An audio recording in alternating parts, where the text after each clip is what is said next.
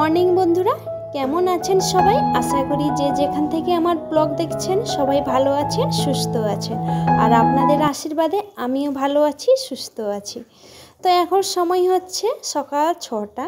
তো এইদিকে সকালে একেবারে ভোর 4টায় ঘুম থেকে উঠেছি। উঠে তোমাদের দাদাভাই স্কুলে গেলেন।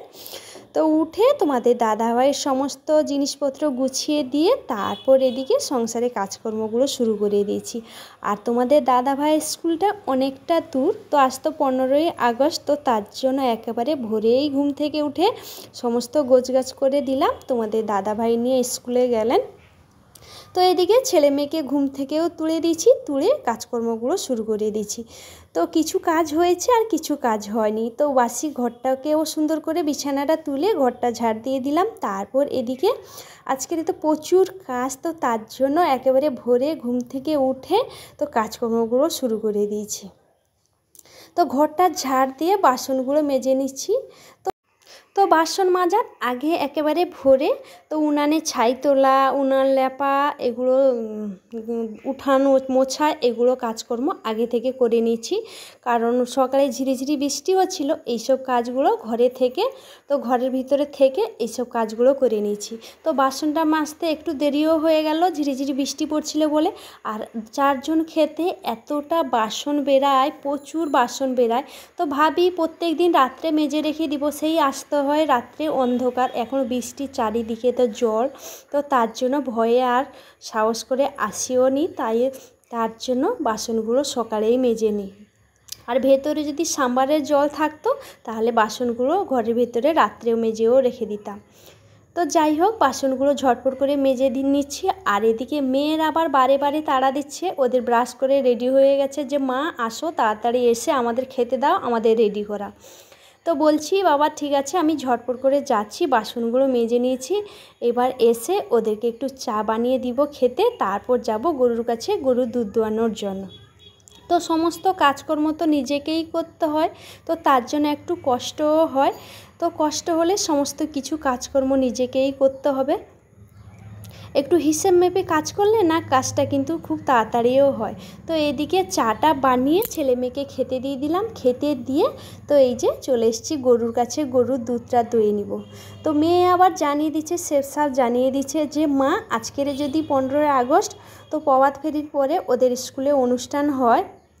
তো ছোট্ট বাচ্চা মেয়েগুলো নাচ গান করে, খুব সুন্দর লাগে দেখতে। মেয়েও আবার জানিয়ে দিচ্ছে যে মা তুমি যদি না যাও তাহলে আজকে আমি কিন্তু কোনো অংশগ্রহণ নাচে করব না। তো তার জন্য সমস্ত কিছু তাড়াহুড়ো করে কাজকর্মগুলো গুছিয়ে নিচ্ছি। প্রত্যেক বাচ্চাগুলো চায় যে মা বাবা একজন গার্ডিয়ান যাক। তো তোমাদের দাদাভাই তো সারাক্ষণ স্কুল নিয়ে ব্যস্ত থাকে, তো তার জন্য চারিদিক নিজেকেও সামলাতে হয়। এদিকে বাড়ি, ছেলে মেয়ে সমস্ত কিছু দায়িত্ব নিজেকেও পালন করতে হয়। তো তার জন্য ভাবছি গরুর দুধটা আগে থেকে দুয়ে নিচ্ছি, আর দুয়ে রেখে দিয়ে তারপর এদিকে মেয়েকে রেডি করিয়ে ছেলে মেয়েকে সঙ্গে পাঠিয়ে দিব। তো ভাই বোনের দুজনের পাশাপাশি স্কুল, তো ছেলে নিয়ে গিয়ে মেয়েকে ছেড়ে দেবে স্কুলে, তারপর আমি একটু দেরি করে যাব। তো তার জন্য আমি গরুর দুধটা আগে থেকে দুইয়ে নিচ্ছি। আর এইসব কাজ আস্তে আস্তে সেই বেজে যাবে 1টা, আর এইসব কাজ তো 1টার সময় করা তো সম্ভবও না। তো তার জন্য এদিকে গরুর দুধটা দুইয়ে নিলাম। তো এদিকে মেয়েকে রেডি করিয়ে গোবরগুলো পরিষ্কার করে তারপর আমি ঠাকুরকে পুজো দিয়ে যাব। তো এদিকে আমার দুধটাও তো দোয়ানো হয়ে গেল। আর এখন না বেশি করে একটু দুধটা দিচ্ছে, কারণ সবুজ ঘাসটা খাচ্ছে, তো তার জন্য একটু বেশি দুধ দিচ্ছে। আর এদিকে ছেলে মেয়ের জন্য তো 15ই আগস্টে অনেক কিছু ছেলে এনেছে ওর বোনের জন্য। তো আমাদের বাড়ির পাশেই বাজার, তো মেয়েকে এই 15ই আগস্টে যে নাচ করবে, তো তার জন্য আমি সুন্দর করে সাজিয়েও দিচ্ছি। আর এ তো ছোটো এখন, তো একা একা পারেও না এত সুন্দর করে সাজুগুজু করতে, তো তার জন্য বারে বারে ডাকাডাকি করছিল যে মা আসো, তাড়াতাড়ি এসে আমাকে সুন্দর করে সাজিয়ে দিয়ে যাও। তো তার জন্য আমি তো সাজিয়েও দিচ্ছি। আর এদিকে ছেলেও রেডি হচ্ছে।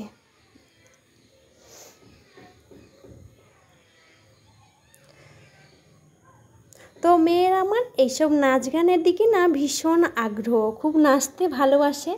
তো যাই হোক, সুন্দর করে ও নাচেও।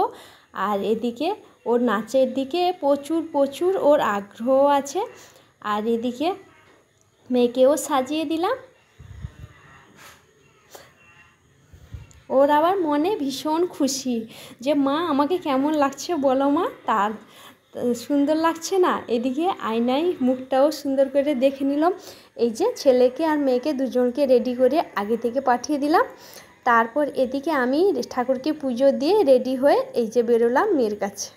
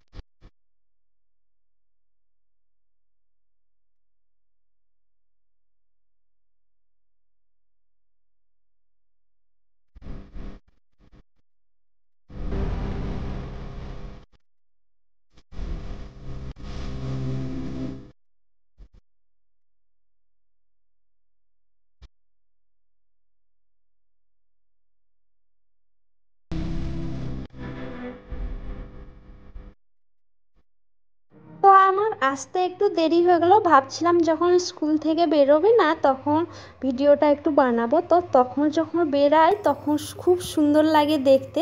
তো একটা দিক ঘুরে চলে এসছে, যাই হোক একটুখানি ভিডিওটা করতে পেরেছি। তো তারপর এদিকে হাই স্কুল থেকে বেরিয়েছে তো সবাই প্রভাত ফেরি করতে। তো তারপর এদিকে নার্সারি স্কুলে ছোট্ট ছেলেমেয়েরা এই যে খুব সুন্দর যে যার নিজের মতো সবাই সেজেছে, খুব সুন্দরও লাগছে দেখতে। ছোট্ট যারা নাচ গান করবে তারা কি সুন্দর সাজুগুজু করে এসছে।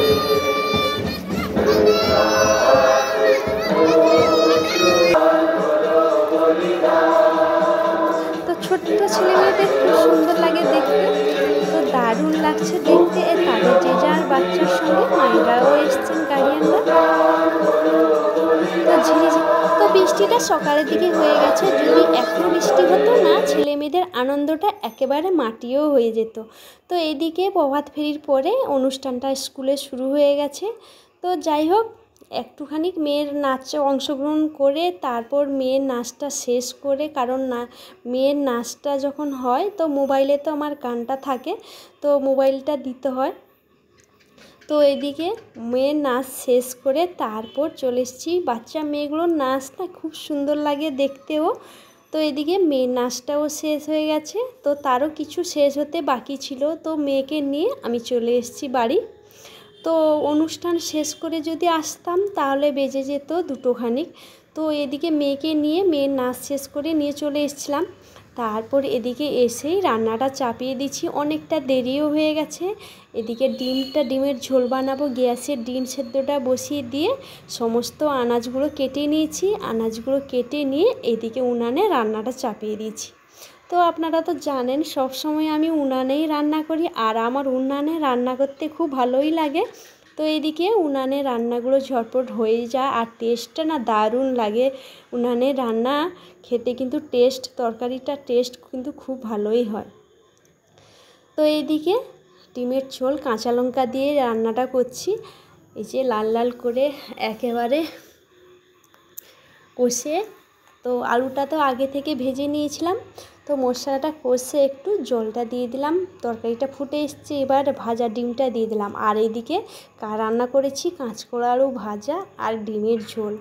তো এদিকে খাওয়া দাওয়ার পরে কিছু কাজ ছিল, সেই সব কাজকর্মগুলো শেষ করে তো কিছু কাপড় জামাগুলো কালকেরে কেচেছিলাম, সেগুলো গুছানোর সময়ও পাইনি। তো সব সময় আমি গুছিয়ে রাখি, সব সময় যখন সময় পাই এগুলো গুছাই, না হলে আমি সব সময় এমনিতেও গুছিয়ে রেখে দিই। যখন সময় পাই তো সেই সময়টা আমি নষ্ট না করে এই যে কাপড় জামাগুলো গুছিয়ে রাখি। তো তো ভেবেছি আজকের যখন সময় পেয়েছি ঝটপট করে সমস্ত কাপড় জামাগুলো গুছিয়েও নিই।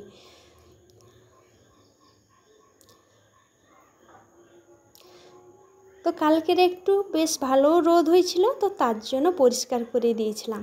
তো মেয়ে আবার এসে ওর নাচের যে ঘুঙুরটা ভুলে জলে ভিজিয়ে দিয়েছিল সেইটা নিয়ে এসে বলছে, মা এই পাখার তলায় আমি খাটের ইয়েতে টাঙিয়ে দিই পাল্লায়। আমি ঠিক আছে টাঙিয়ে। তো এদিকে সমস্ত কিছু গুছিয়ে রেখে ঘরে জল ছড়িয়ে দিয়ে সন্ধ্যের সময় সন্ধ্যেটা দিয়ে দিচ্ছি।